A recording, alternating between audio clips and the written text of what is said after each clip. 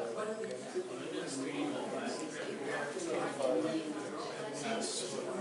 starting. Hi everyone, we're going to get started. Welcome to the Island Lecture Series, a program of the Institute of Island Studies. And this lecture series has been running on and off since the late 1980s. So thank you all for coming out on this cold, blustery evening. It's lovely to see you all. I'd like to begin by acknowledging that we're gathered on the traditional and unceded territory of the Mi'kmaq people, who have called this land home for over 12,000 years. And as a recent settler to Epipwit, I'd like to express my respect for Mi'kmaq history, culture, stewardship, and to the elders, past, present, and future. For those of you who don't know me, I'm Brent Simmers, Managing Editor of Island Studies Press. We're the publishing arm of the Institute of Island Studies. And the Institute of Island Studies is a research, education, and public policy institute. And we're located just down the hall. You probably saw some of our posters and news clippings as you came in. That's also where the washrooms are located. So if at any time you need to get up, there's two gender-neutral washrooms just down on the left there. And you can learn more about Island Studies, what we do, by looking at our social media accounts or checking out our website. Or, if you're wondering why I'm holding this fabulous contraption, this is a sign-up for our newsletter. Someone made this for us. And we send it out monthly. It's all things island, both on PEI, on Epipwit, and also all around the world. So I'm going to pass this around, and if you're not on our mailing list, please sign up. And I promise I won't send you anything non-island related. No, I'm afraid not. As islands, we're used to budgetary restraints. So tonight, the Island Lecture Series presents a talk by Dr. Jeff Collins called Power Plays, Newfoundland's Fight Over Churchill Falls. No more giveaways is a long-standing idea built into Newfoundland nationalism, controlling resources and achieving as many benefits as possible for the local population, even predates Confederation with Canada in 1949. However, it is a sense of betrayal and lost opportunity associated with the 1969 agreement with Quebec to develop the Churchill Falls hydroelectric dam that stands alone as a symbol of the sentiment.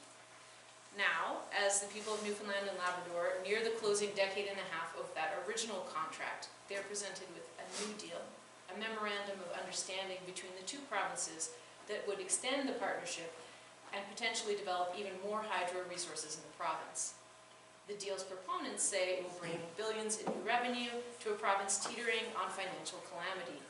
For detractors, it is a deal that at minimum is worthy of review given the legacy of 1969.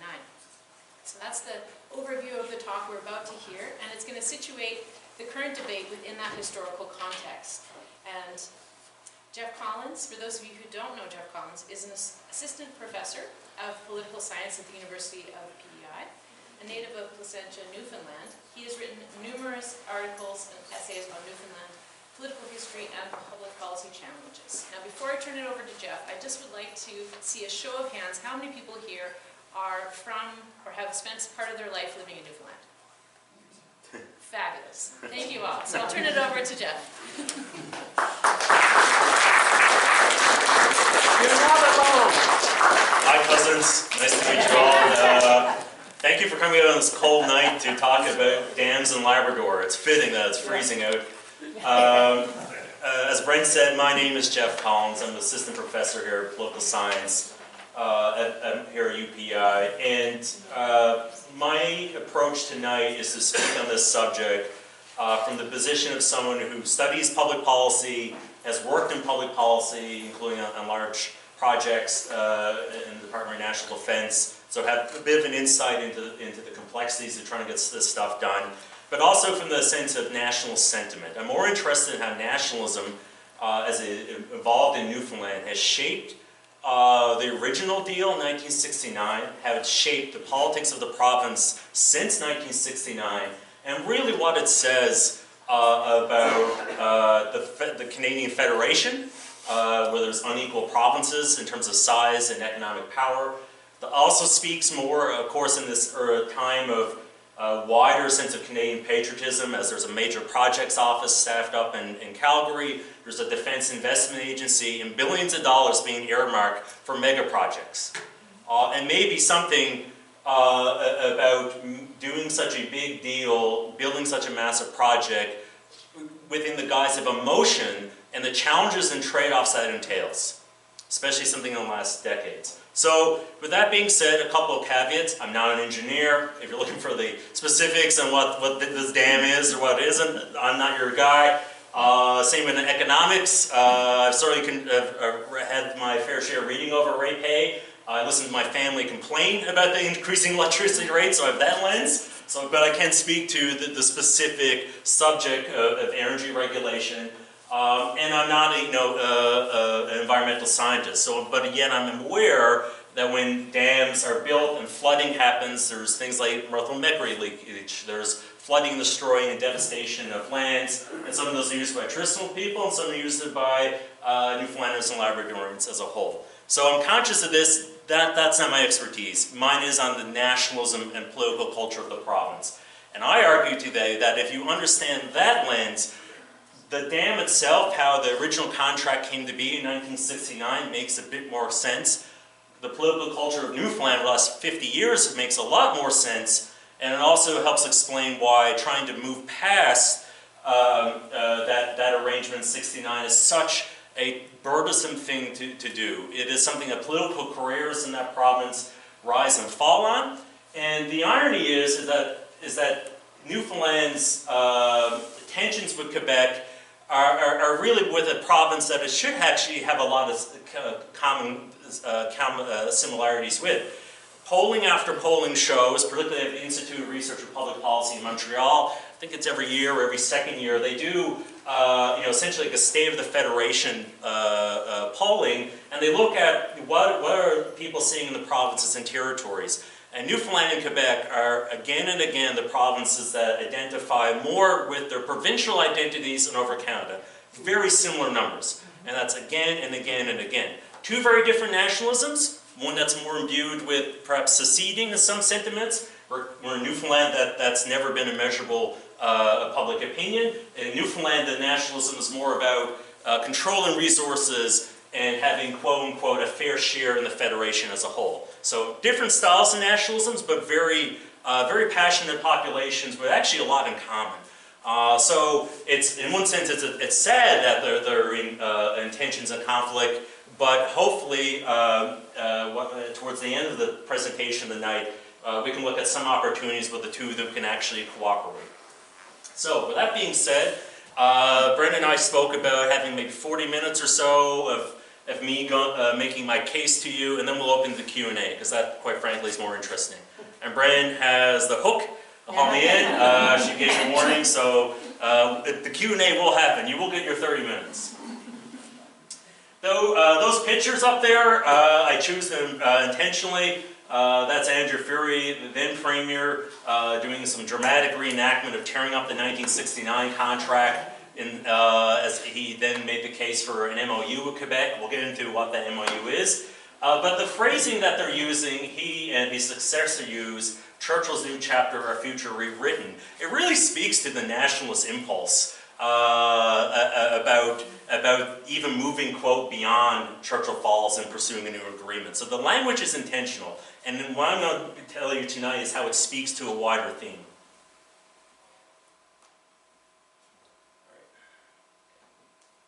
All right, nationalism, Newfoundland style. Lots of interesting pictures there. That's actually the original Churchill Falls. It was a stamp before Confederation to show you that this has been top of mind in the political zeitgeist for a long time. That's the National War Memorial. That's what it's called in St. John's. Tomb of an Unknown Soldier there. Newfoundland currency, stamp from the office of the Prime Minister, and we'll get to what that is in a second. So Newfoundland, of course, joined Confederation in 1949 after two referenda, but there was also an election in 1869 on it. So contemplating joining Canada or not has long been in the back burner of Newfoundland political culture, and indeed, anytime there's an anniversary that comes up related to Confederation, I can tell you there's always a debate about whether it was this right decision or not. It's still, my hometown, Placentia, voted 3-1 against joining Confederation. So that's my grandparents, even though they shut up about it and never said anything, but at least 3 of them voted against, and 3 of the 4. But it just goes to show that the debate is not settled. History still rings very present today, and it's seen through the eyes today of how the province interacts with the wider federation as a whole.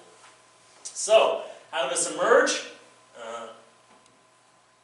It emerged through the mid to late 19th century. Newfoundland's not unique that way. Nationalism really took root as a concept, so this idea that there's a people, that they have a common history, a common outlook in life, maybe a common political culture, and therefore they can constitute a nation. The historian Benedict Anderson calls it an imagined community, but I think that's actually an erroneous take. It's not an imagined community. It's shaped by external events, internal events. It's felt. It's not something that is simply drawn up in people's imaginations, but it's felt and evolved over time. In the case of Newfoundland, the emergence of a national identity was shaped by a number of factors. One, the settlement of the population over several centuries was almost stagnant, and partly that was the policy by the United Kingdom or Great Britain that only the population could take root if it was in support of the fishery. So unlike the Maritimes, Newfoundland did not see a large migration of people until well into the 3rd or 4th decade of the 1800s.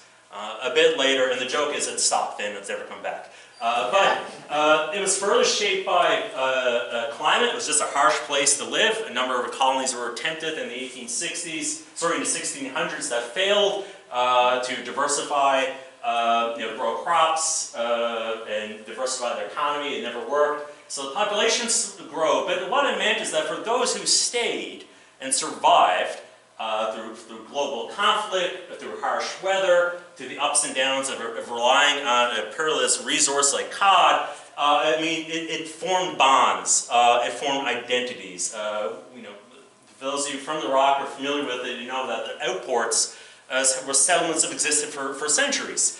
They survived in spite of all the challenges. And that can only but imbue certain types of common understandings between people. The Napoleonic Wars were really the big shock that made it clear that Newfoundland, it benefited because through the Napoleon conflicts, competing markets and competitors were essentially wiped out in the case of the Spanish. And so Newfoundland's economy began prospering. And when a prosperous economy and geostrategic indications that it was Britain's interest to let more people settle there, the population began booming. And so with it, you had an influx of more people and more ideas. So, you can see it. In 1750, it was 10,000 people in Newfoundland and Labrador. It doubled in the 1790s, doubled again by 1850. And it kept climbing. So, the population kept growing. And crucially, a chunk of that population were coming from Ireland, which itself was going through a nationalist revival.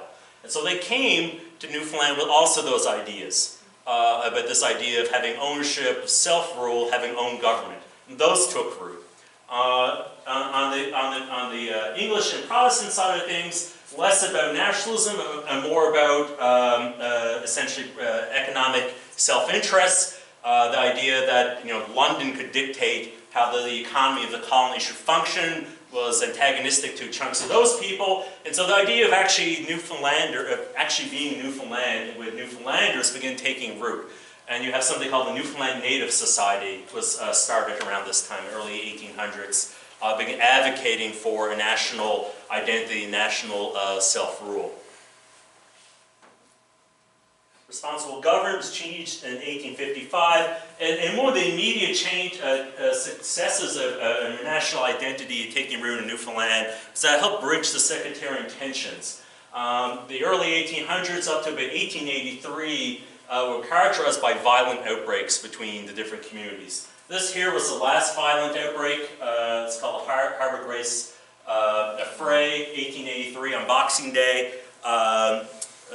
Orange Order marched through town where the Catholics lived in Harbor Grace. They took up arms and 5 people are dead and a chunk of people are wounded. And that really kind of brought home that this idea of essentially trying to run a place based on sectarian rule was not going to last. And so the institutions became more inclusive, not inclusive in the 21st century view, inclusive of sharing power.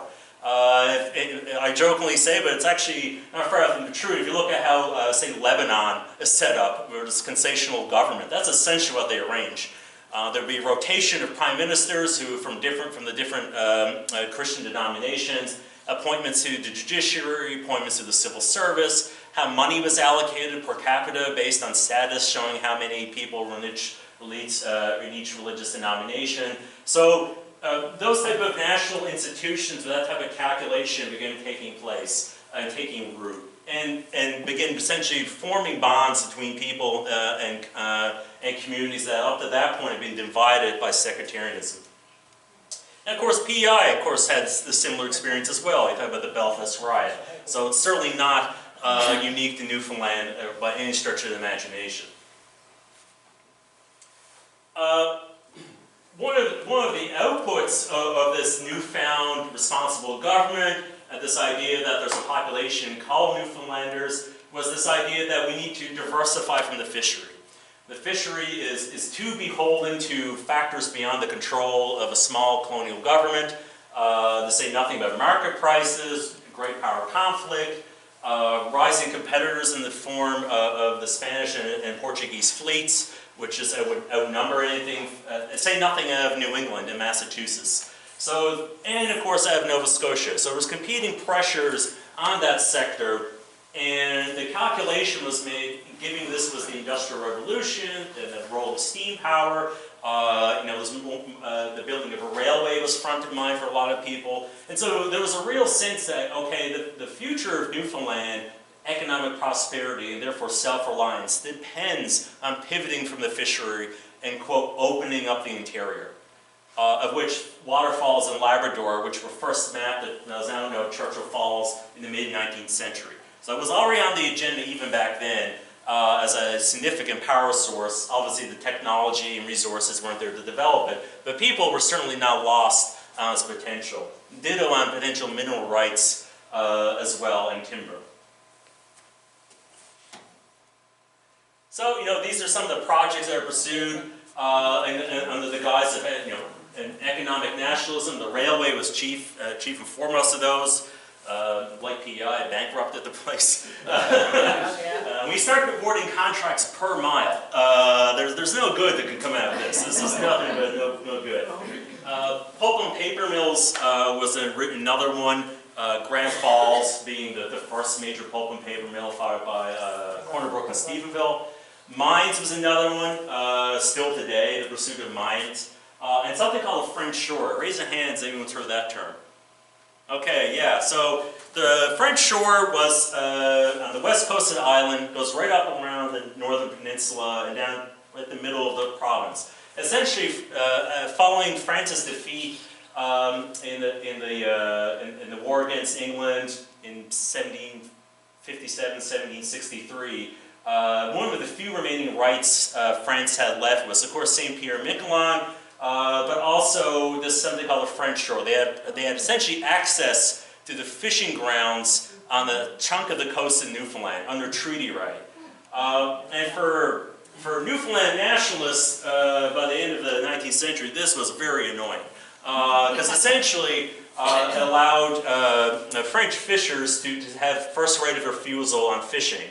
And there was a whole bunch of actions by the early Newfoundland government at the time to kind of interfere with that jurisdiction, charging up bait costs or charging landing fees, anything to kind of annoy the French.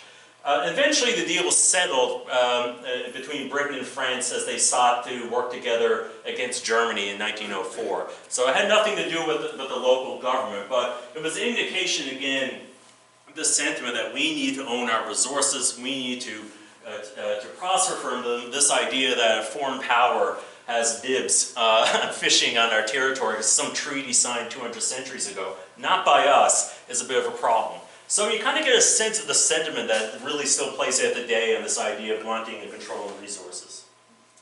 And of course, like any nationalism, in the narrative, in its purest form, there's an us versus them. And in economic nationalism, Newfoundland style, there's always a villain. And in some cases, the villain it's accurate. In other cases, it's not. So in the case of pre-Confederation Newfoundland, London, Ottawa were the villains. Definitely Spain, occasionally France. The merchant class who lived in Water Street with their ties into banks in London were definitely a source of targets for a while.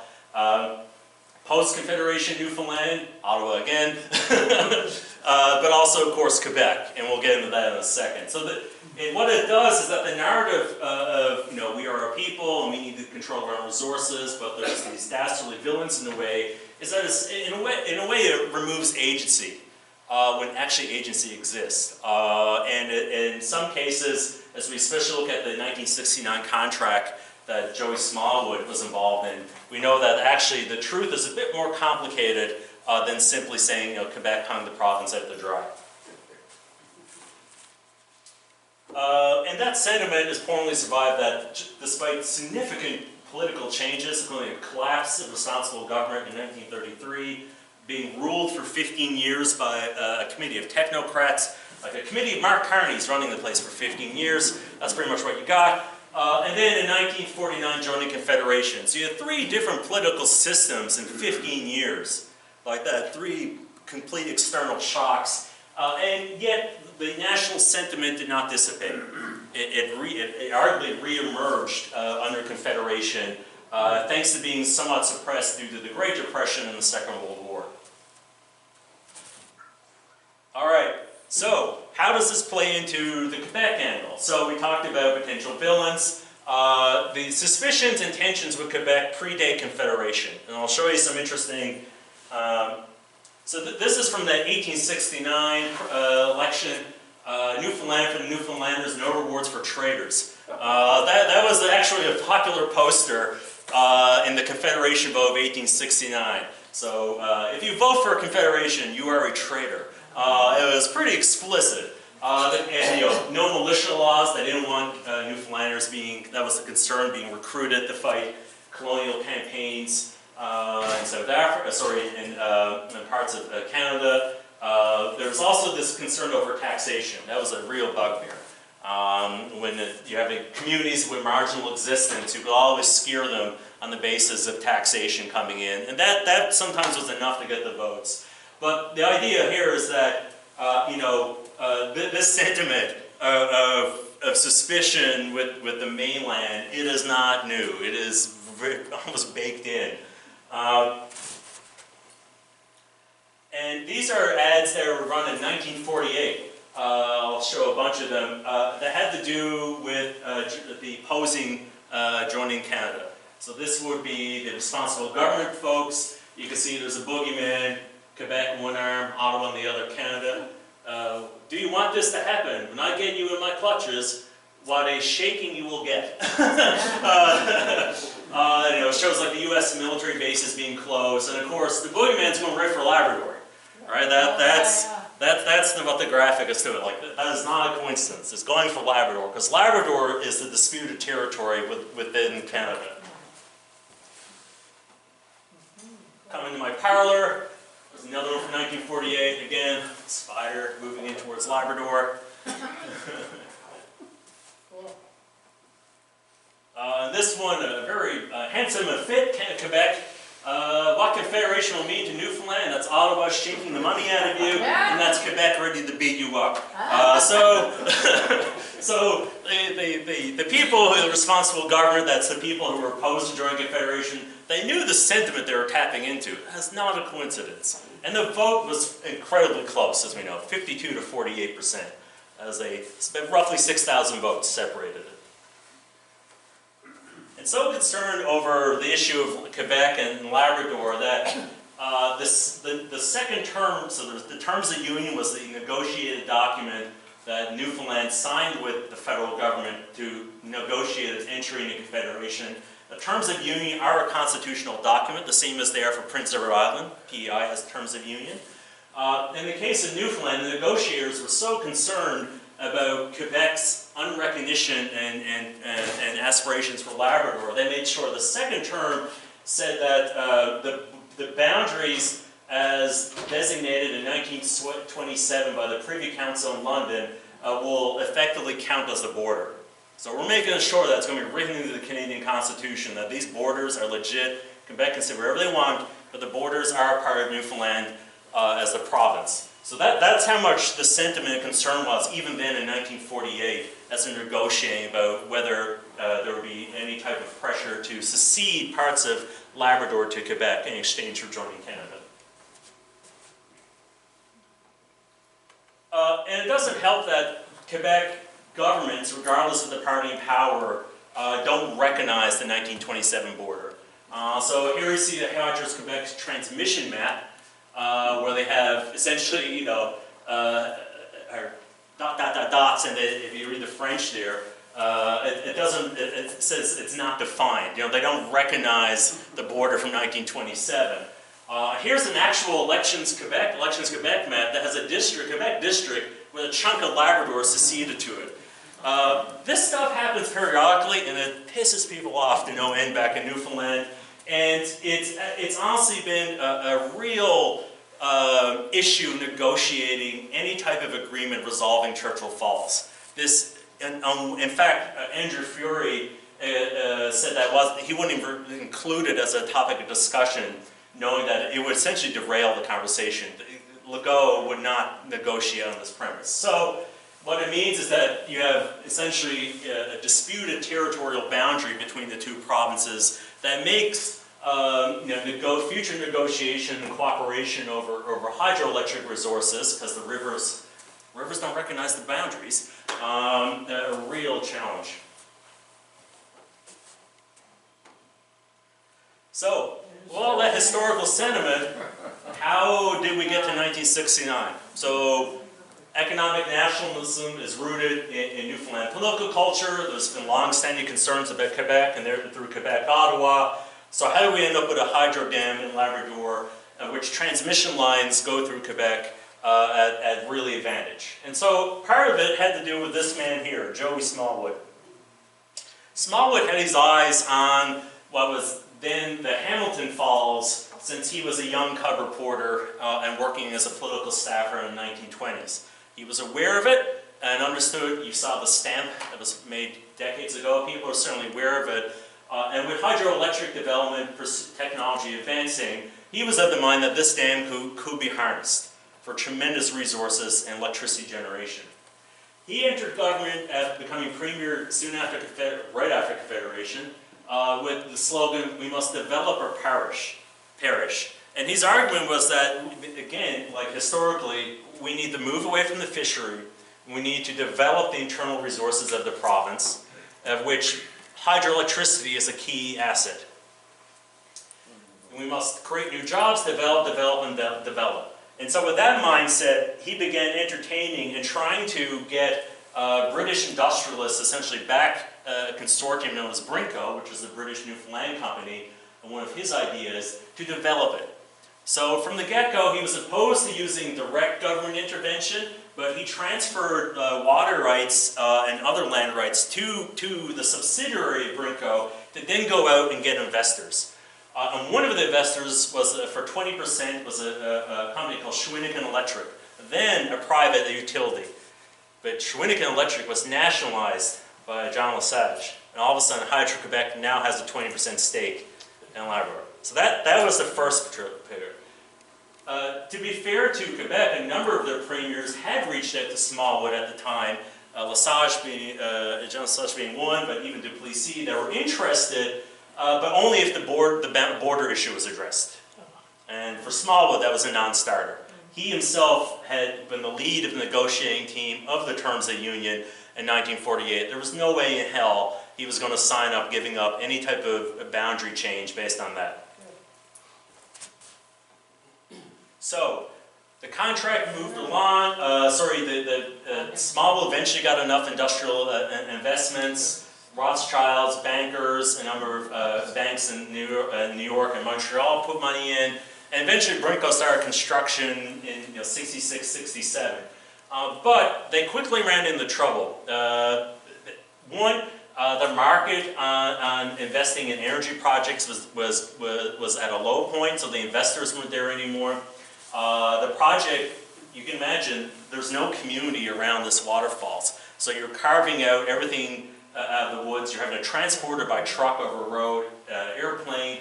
Before you know it, the project costs are ballooning and consuming the budget.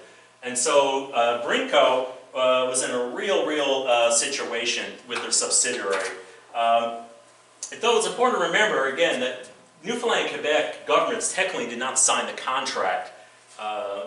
The Brinko subsidiary and Hydro-Quebec signed the contract. So worth keeping that in mind. But the resource rights were transferred to the Brinko subsidiary.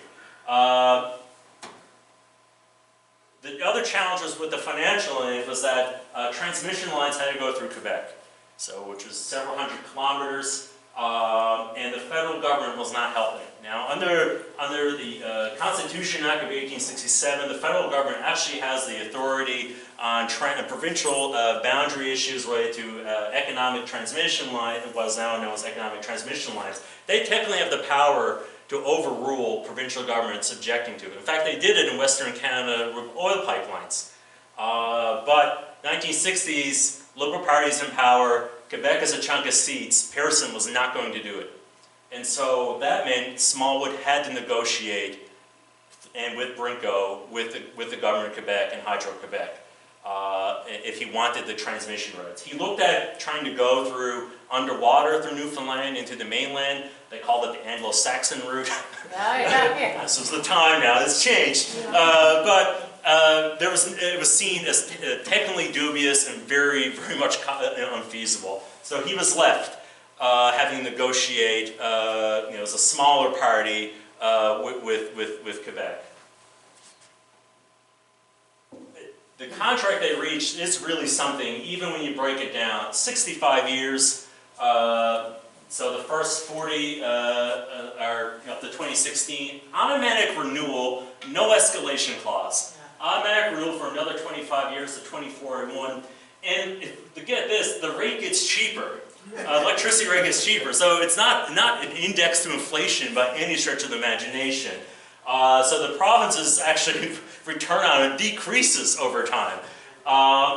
And so, with that, it also had in the contract that if there's any disputes, they have to go through Quebec courts. So this is the agreement that was signed in 1969. The other thing that, but the counter point just said that if you didn't sign that agreement, the dam would have never been built. The flip side is, well, maybe that's what should have happened.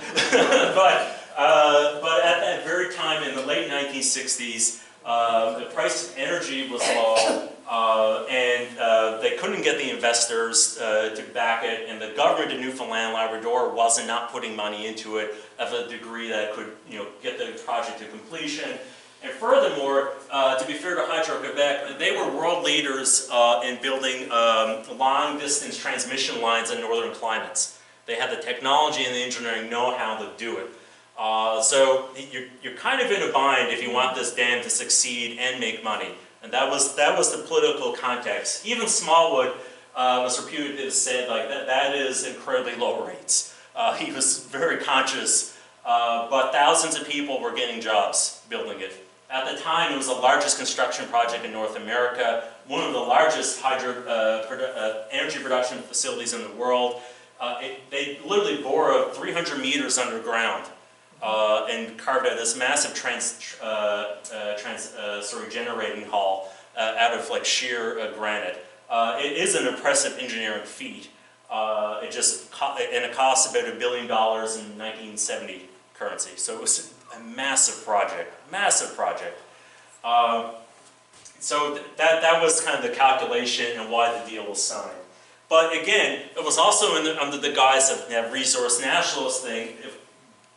This had been a fixation for governments pre-Confederation and post-Confederation, of course that was Smallwood, to develop, to build the dam, harness electricity.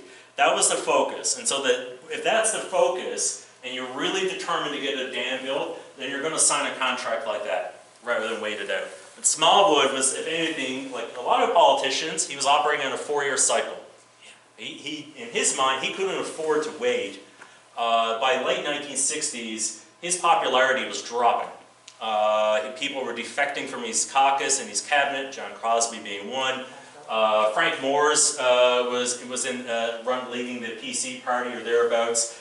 So he was looking for wins, and in that type of political environment, that's the calculation you make. So what does it mean? Well, by 2024 numbers, Hydro-Quebec has made more than $28 billion from it, Newfoundland just $2 billion. So Quebec has reaped 93% of the revenue from that contract.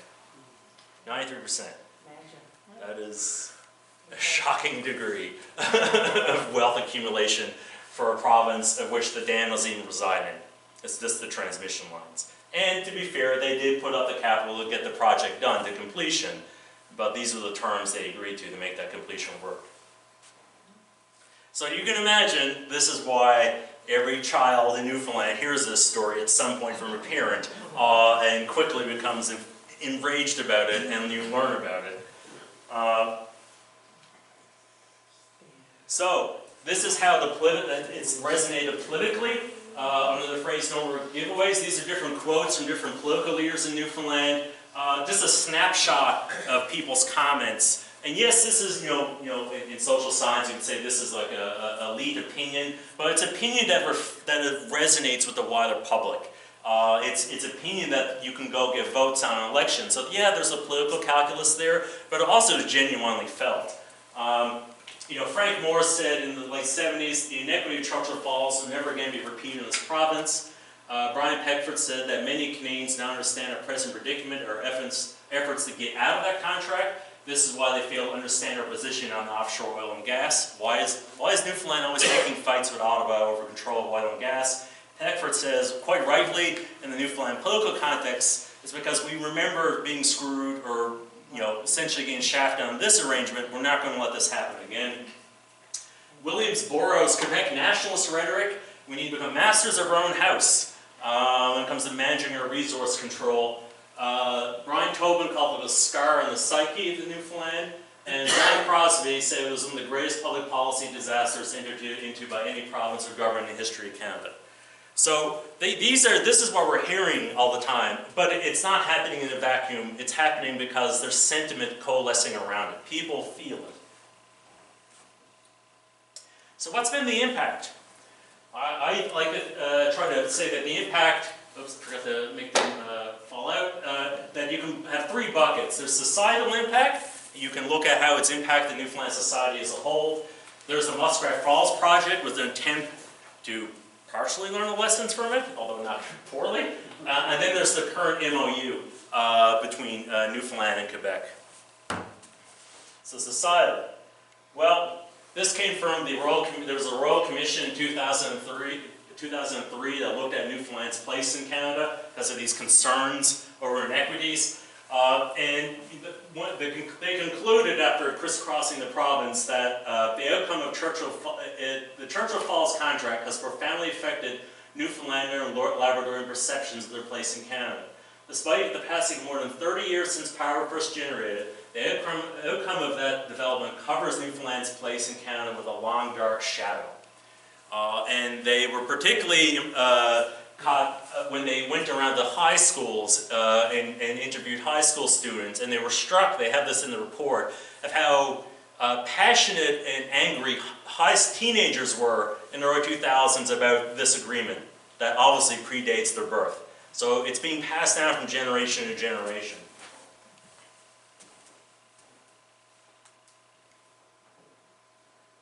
And then there's like popular songs, as in the popular culture. This is a popular drinking song in Newfoundland. In Montreal, the Frenchmen say they own Labrador, including Indian Harbor, where my father fished before. If they want to fight for her, I'll surely take a stand, and they'll regret the day they ever tried to take our Newfoundland. That song is called The Islander. Honestly, if you want to hear people get in fighting mood, play that at a pub in southern Newfoundland, and yeah, like it brings out passions. So like it's entered popular culture discourse now. It's not just an academic thing or something spoken by politicians. It's something that resonates in the wider popular culture of the province. But there's also another trade-off. David Cochrane, now at CBC National, he began his career in Newfoundland. He coined the term patriotic correctness. So the thing with nationalism, if the population is the hero and there are villains who are trying to stem the prosperity of that group, then to raise your hand and say, I don't know if that's true, invites a lot of pressure against you. And so David Cochrane, writing in 2007, as the oil royalties are flooding into the treasury, the province is booming, and there's a real sense that we're going to address Churchill Falls and we'll overcome this mistake. Cochrane was one of those few people with a public voice that was raising their hands saying, I don't know about this. Like, are you sure we should really develop a dam in Labrador on our own? And the scorn that invited and the pressure he got, not just from the political class, but also just from Joe and Jane public. So he said, when there's popular nationalist sentiment over doing a project like a mega project, it's hard to have a safe environment for dissent, or to even just question it. It says this is, especially if we think about now in this age of responding to a heightened public opinion against the United States, and there's this desire to push large amounts of public money out the door onto a whole suite of large projects. It could be hard to raise your hand and say, I don't know if this is the right thing we're doing. Are we sure we've done our due diligence on this? You could be at the minimum seen as being in the way of prosperity and jobs for your fellow citizens. So Muskrat Falls was probably one of the most direct legacies in terms of dealing with Churchill Falls, 1969. And that was, of course, the building of another hydro dam, albeit on a smaller scale, further down the river. So again, it coincided with the influx of oil royalties. Newfoundland went from being desperately poor in the early 2000s to by 2010 being no longer a have-not province and running billions in surpluses every year in its treasury. By 2008-2009, the revenues in the Newfoundland provincial government, a third were coming from oil royalties. Like just a massive night and day change on the resources. And so, you go back to Joey Smallwood, contemplate doing the Anglo-Saxon route, underwater, through the island Newfoundland, and then to Nova Scotia. Back then, that was seen technically dubious and definitely unfeasible. But by 2010, actually, there have been, the engineering could do it, and the Newfoundland at the time, the belief was, had the money to go on its own to do it. So that meant there were a number of decisions made, which of course ended up creating consequences. There was, of course, a failure to consult widely on this. To say nothing with the peoples that surrounded the areas being flooded and pollution. But crucially, Smallwood, as Danny Williams, repeated some of the errors that Joey did. It was a decision kept very much in a close group of people at the top. There was no prior consultation with the public about phasing out. Is this something we should do? Should we really be putting all our eggs in this basket and building another hydro dam on our own with no help from another provincial government or federal government? That didn't happen. So it was done, quote unquote, behind closed doors until the announcement was made. Quebec, in fact, was screened out. That's the term. There was an inquiry conducted, a judicial inquiry into Muskrat Falls, and the phrase they used is that Quebec wasn't even contemplated as a partner in this. It was like they were screened out from the get-go. Williams and his government were determined to do this on our own as a nationalist project, and frequently phrased it in those ways. There was no external independent review. Talked about David Cochrane, talked about patriarchal correctness. This idea of like checking the assumptions that were going into this. That didn't happen. And this really struck me, was that the frustrations felt by the politicians and others in Newfoundland and Labrador relating to Hydro-Quebec as a result of that upper contract from '69 were leveraged for the purpose of promoting the project. They clearly contributed to the decision to proceed with it. It was a nationalist project, like a middle finger to Quebec to say we could do this on our own because we were rich with the resources to do it, but we did not have the capacity organizationally to do it. These are called mega projects for a reason. They're incredibly complex with many moving parts. Nalcor, the provincial crown energy corporation, had no experience doing something like this. So you're either contracting it out or paying or trying to figure out and learn as you go. And because the assumptions were challenged before going into it, because hey, we're on our own, we need to do this, then the project proceeded with little checks and balance. And it was a calamity. Yeah. 7.4 billion was the estimate. It ended up costing 13.5 billion. Newfoundland and Labrador Hydro, the Crown Corporation responsible for this asset, is estimated as at least 2024. They had to pay $700+ million a year to sustain that project. $700 million a year. That's the consequence of following an emotional approach to dealing with something complex and complicated, that you've now burdened future generations to pay for. In fact, in order to allow this dam to generate electricity and get to completion, Newfoundland and Labradorians had their electricity rates capped at 2030. And in order for that cap to happen, essentially the province had to funnel from different sources, from largely the federal government, something like $3.5 billion just to keep rates from rising and be too punishing on people so they don't have energy poverty. That's going to legacy that will trump the '69 contract. At least in the '69 contract, it wasn't really paid for by Newfoundland taxpayers or Labradorian taxpayers. It was paid through investors in Hydro-Quebec. Muskrat Falls is on us. That is out of our money. That's the oil wealth that once in multiple generations boom and infusion of money from oil reserves and oil development, that's gone now. It is gone. The collapse in oil prices in 2014, 2015 certainly were a huge role in it. But even if they weren't there, the province would still have to find out the money to actually pay for it. So this brings us to 2024, the MOU. So that's one legacy of it. The Muskrat Falls project, a calamitous failure by any stretch of the imagination. The other is the memorandum of understanding reached by Premier Andrew Furey and his government in December of 2024 with Quebec. One of the reasons why they decided to reach an MOU with Quebec was, one, they exhausted other legal challenges. There were three major Supreme Court went to the Supreme Court. The last was in 2018, and pretty much that. Where is it to? What's the quote? Yeah, the magnitude of those profits is not justified modifying the contract, so deny it that benefit. So the Supreme Court of Canada said, listen, it doesn't matter how much more money Quebec made over you on this contract. A contract's a contract. It was negotiated fair. It wasn't done through coercion. It is what it is. You're left with it. Interestingly, there was one dissent on that. And that was Malcolm Rowe, the Newfoundlander on the Supreme Court. He actually called Soros bullshit. So that was an interesting point about doing his dissent justice, but it's worth a read. He completely disagrees with this. When the announcement, it was announced in 2024, there were a number of parts of this MOU.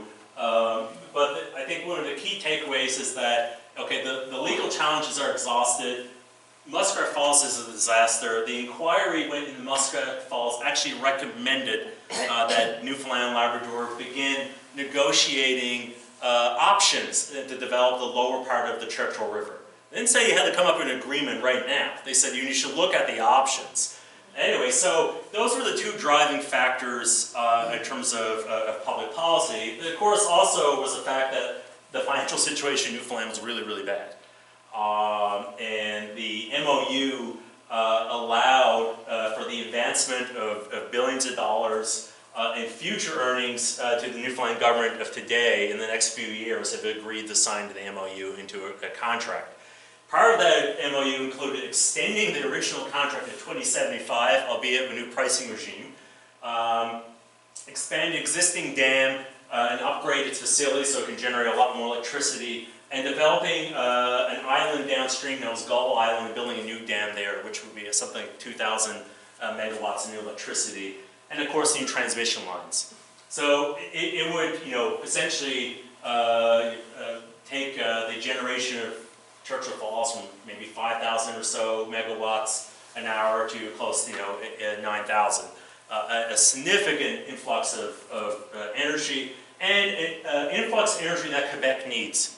Quebec is moving more into EVs, electrifying its own economy, and as a consequence, Premier Legault also reached out to his counterpart in Newfoundland to start these conversations. So it wasn't just the Newfoundland Premier going to Quebec, it was actually an interesting time on the Quebec side where they were hungry for more electricity. One, for their own demands, and two, for exporting as well, because New England and New York are hungry for it. So it was really a confluence of factors that happened that led to it.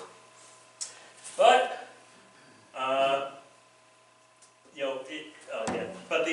the provincial election in Newfoundland was fought permanently on it.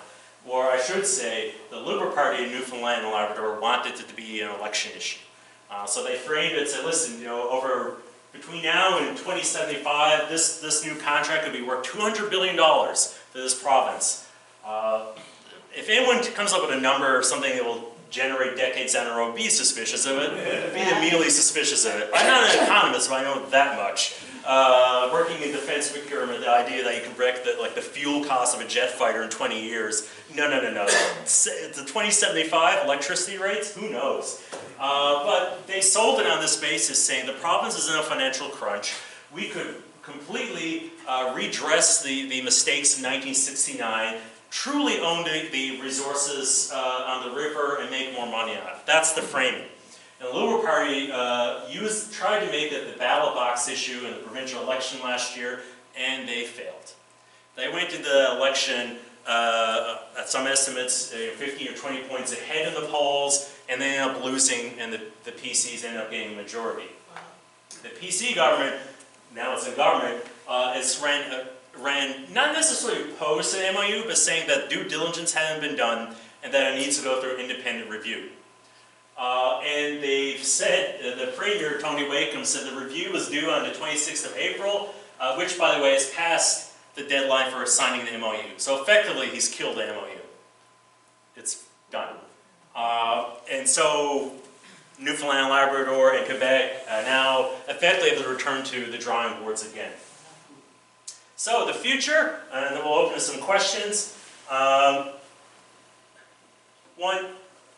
while the 1969 contract directly contributed to Muskrat Falls and the MOU, it did actually create a resolve in the province in terms of dealing with mining and offshore oil. There actually are beneficial agreements in place vis-a-vis the oil companies offshore and with the Inco, what was Inco, now it's Vale, in Labrador. So, this idea that resource nationalism can distort public policy, it's true, but in some cases can actually lead to stiffening someone's spine to say, okay, we're willing to let oil stay in the ground or minerals stay in the ground until we get a quote-unquote better deal. And true to form, governments red and blue have done that. It's just it hasn't been applied to the hydroelectricity in Labrador. But in other areas of resource development, they have done it. And the province, really, one of the reasons the province did really well with oil revenues in the 2000s, yes, the price shot up, but it took out ownership stakes, equity stakes within offshore oil. It learned lessons from other jurisdictions like Norway, and actually how to better realize the potential from these agreements. Ditto with the nickel mine in Labrador. So the lessons were learned. Yeah, it's likely dead, but 2041 still gives it time. So the current contract from '69 is still in place till 2041. That still gives 15 years to contemplate other alternatives in terms of what a post 2041 Churchill Falls arrangement looks like. And obviously, in one sense, every year you get closer to that, technically the more leverage Newfoundland and Labrador has.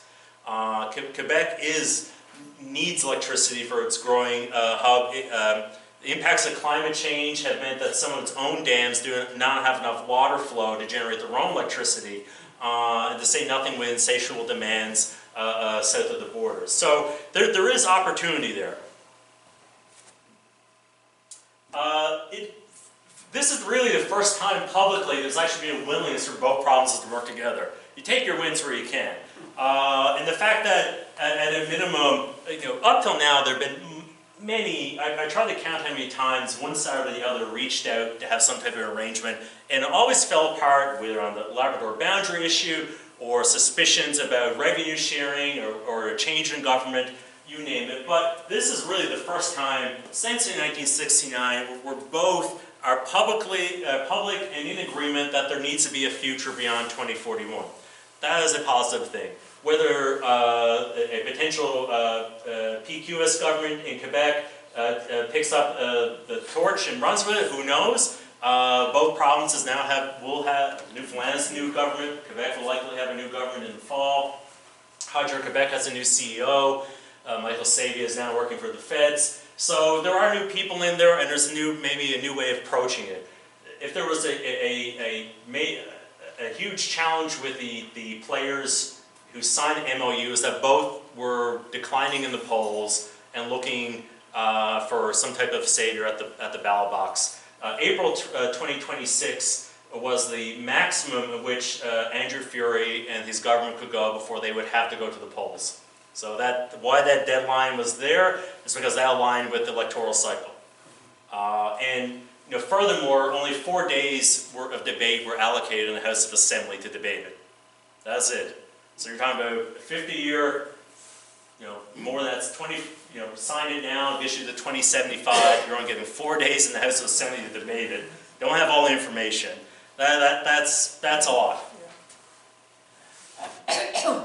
It also shows that transparency and public trust are key to any future, like I said, fewer days of debate, and the fact that the talks were secret. There were leaks going along in the 2 years leading up to it, but really, until the announcement happened in December of 2024, it really was a shock. It was, okay, what is this? Fury's ripping up like a piece of paper to make it look like he's tearing up the 1969 contract. It's the first picture I had up there. And the fact that, while true, they made the MOU public, but they did not release a lot of the information, the analysis that underpinned it, of what get into it. And so, that right there, especially in the context of Muskrat Falls, fueled suspicion. It made the public not very interested in it. And it's telling that supposedly this MOU of the future saw one of the lowest voting turnouts in Newfoundland history. Only 52% of the electorate showed up to weigh in on it. Finally, nationalism is not going away, but it does have limits on its utility for public policy. That is clear. So in one sense, I mentioned, there's public pressure after '69 to say, listen, we can't enter agreements like this anymore, and that did lead to reasonable agreements in other resource sectors, except in hydro. The power of that contract and the dam itself still, they use the phrase, has a shadow over the politics and policy making of the province. But I think, I tend to be an optimist. If the failure of Muskrat Falls and the collapse of the MOU have taught Newfoundland political leaders anything, is that the public is not willing, I think, to go through this experiment again. You have to show your homework. And 4 days of debate, secret talks, not sharing information, and then forcing it as an election issue. Yeah, you know what? You do deserve to lose an election if that's how you're framing it. That's just my opinion. And so that's where we are today. I'm happy to take any questions. I think I'm on time? Yep. All right.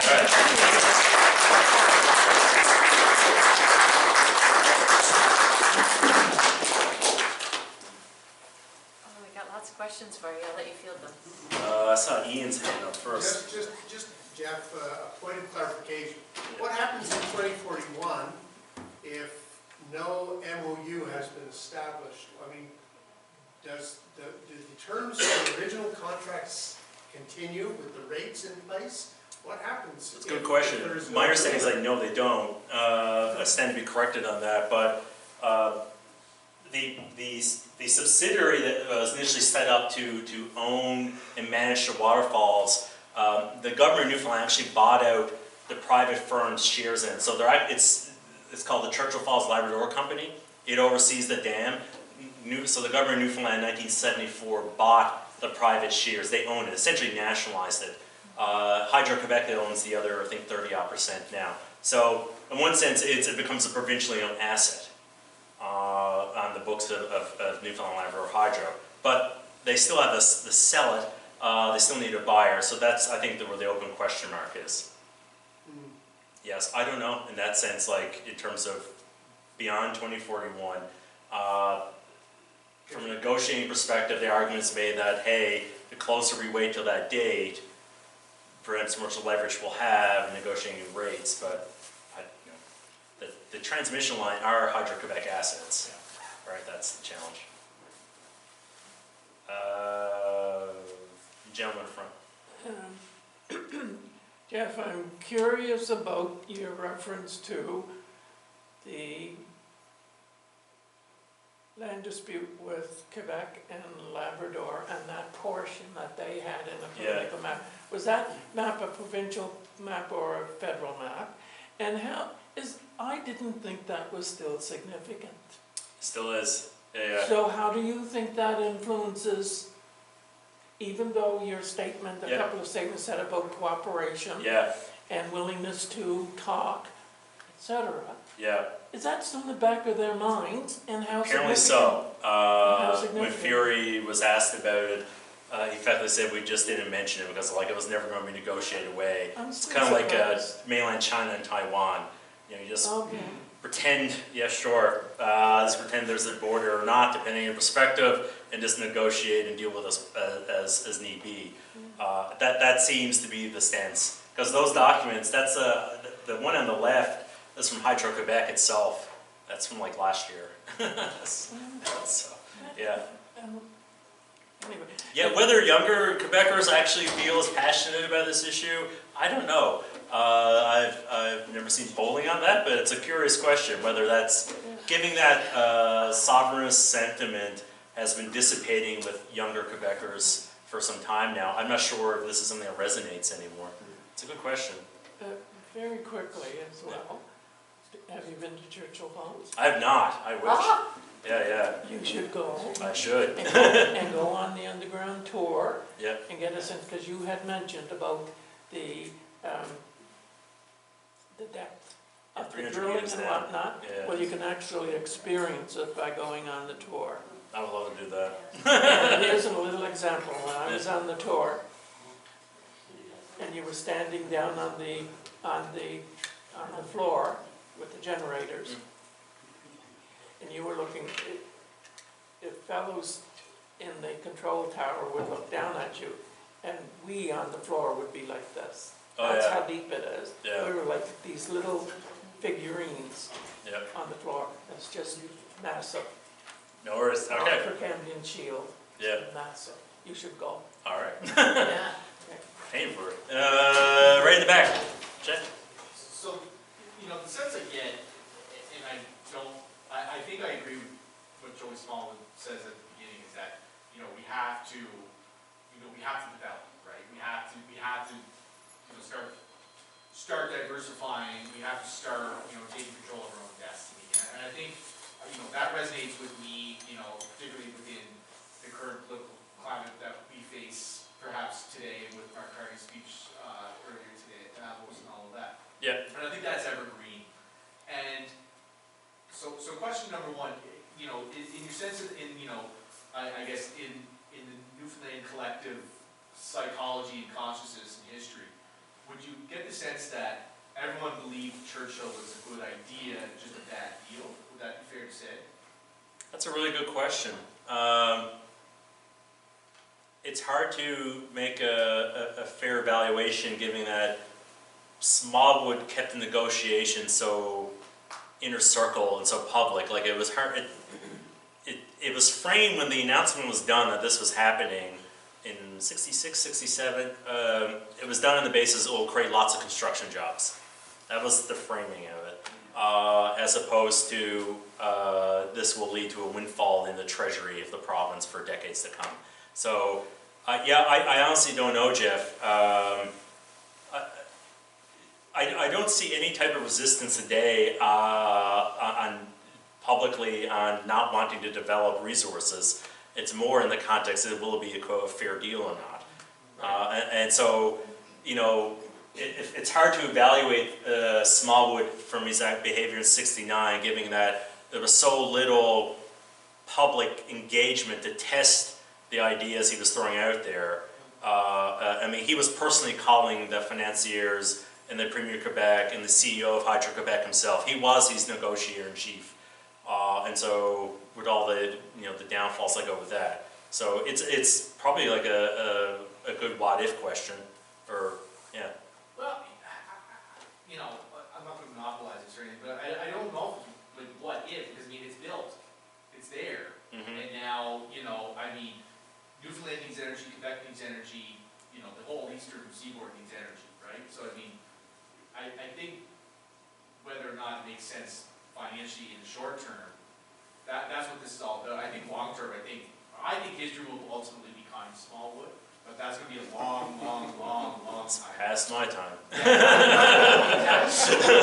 think, you know, that's what I'm wondering is that if there's any takers in Newfoundland for the argument that this was the right idea.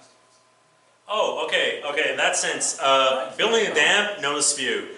The contract is the issue, all right? That's the contract. There was automatic renewal clause, no escalation clause, price, no opportunity to revisit the rate pricing script that was adhered to it. Like that, I think that's the real issue. And actually, when the letter of intent was then up in '66 for this dam, Quebec wasn't as stringent, Hydro-Quebec wasn't as strict as the final terms were in '69. So it even got worse. And the other challenge is who would have predicted the OPEC crisis in '73, which really made it clear that the inequities in the pricing regime were just out of tune with what it could be. Gentleman right there.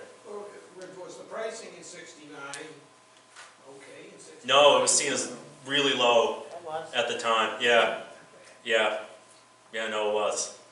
It had to do with again, think about the time, the financing to get the project done was the challenge. Brinko was not getting the money, it was burning through cash. The dam cost about $1 billion in 1969-70 terms. And Hydro-Quebec needed to negotiate anyway for the transmission lines. They had a 20% stake in the company itself. I mean, it's either deal with them, and the federal government wasn't helping. So this is it, right? You build it or walk away. I think one more. Just for your time. Okay, yeah. Any? Yeah. Yeah. Oh, sorry. All right. Whoever you want, Jeff. All right. Go. I'll ask one then, sure. I was just wondering if the experience of Muskrat Falls has produced any revising to kind of the public perception of the history of the original contract, because, I mean, the numbers you showed, you know, one of the questions I had about, you know, the whole, it was, what, $2 billion that Newfoundland made over it, and 25 or something. 28. I mean, my first question is, well, what was the payback on it? Like, Quebec had to put up all that money for the transmission lines in order for the thing even to work, right? Mm-hmm. So, and from your talk earlier, talking about, you know, really the disaster of Nalcor was this kind of arrogance to an extent that we can do it by ourselves just because we'd like to, even though we don't have the expertise to do it. So has there ever been kind of a reckoning about 1969 based on the experience of Muskrat Falls, going like, hey, maybe our lack of capacity the first time was part of the reason why we got into... Yeah, the inquiry in the Muskrat Falls was explicit. They're like, you could never entertain a project of this magnitude and complexity again without partnering with someone who has experience in it. But I mean, but then does the public perception about the 1969 thing change? That like, okay, well, maybe we kind of overcorrected for how unfair we thought it was when we really never had, there was no way this could have ever gotten built without a deal like this. I think so, yeah. I think so. I think Muskrat Falls, if anyone know people back in Newfoundland or spent time there, when it became clear that it was becoming such a boondoggle and the hit that ratepayers would have to pay for it, like it really became clear like this is like the wrong lesson to take from it, and that kind of goes back to Jeff's thing. Like the original dam was built with little public money, and it went with Hydro-Quebec had expertise in building large complex dams. They had transmission line capability and technology. I think if there's a lesson from revisiting is that the engineering technical side, fine, project management, it's the contract that was the issue. Does that answer your question? Or? Yeah, I just wonder whether anybody in, are Newfoundlanders any less angry about the 1969 deal now, having tried to do it another way and failed, I guess. That's a really good question. I think Muskrat Falls is definitely deflated. Some of it for sure. Yeah, that's a really good question. Yeah. Sorry. I'll just move for Nick because he's had his hand up. Just an anecdote. I was raised with this Newfoundland nationalist sentiment. My father always joked growing up that he was going to get a tattoo on his neck that said 2041. And Jeff, the panel you spoke about at the start of the lecture, the expert panel on Churchill Falls that Premier informed, I sat on that. That's right. And I signed one of the most restrictive NDAs of my life, so secret agents might come down and give me now saying that out loud. But I always felt like it was a political ploy. The deliberations of these panels never mattered. Yeah. It was a way to soften the public, to have the conversation in the first place. Have your outrage, ye Newfoundlanders. And 2 years later, we'll sign an MOU and you won't be mad anymore. The question I had for you, and I don't think we have time for it, but maybe you and I can have it later, is about, we've spoken a lot about the economic impacts of this project, but the ecological impacts on the Innu and Labrador and the Inuit downstream have just been extraordinary. Like Muskrat Falls is expected to poison hundreds and hundreds of people through methyl mercury accumulation, and sacred Innu burial sites were submerged under the water, building the Smallwood Reservoir, which is one of the largest reservoirs on the face of the earth. It's bigger than New Brunswick. Yeah, so I'd like to just talk about those more with you at some point, and how we're correcting for those injustices and renegotiations today. Like Wakeham promising a referendum to the public, and the Innu Nation actually having a seat at the table and negotiating directly. But I'll put a pin in my question, you and I. Happy to. For the next few years, we I think we're at time. Okay, thank you so much.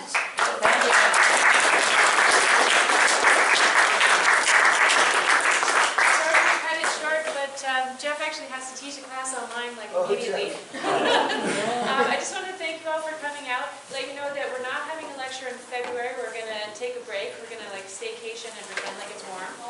But we will be back on St. Patrick's Day, and Frank Gillen's giving a talk called Finding Place, an Irish Story. So I hope to see you then.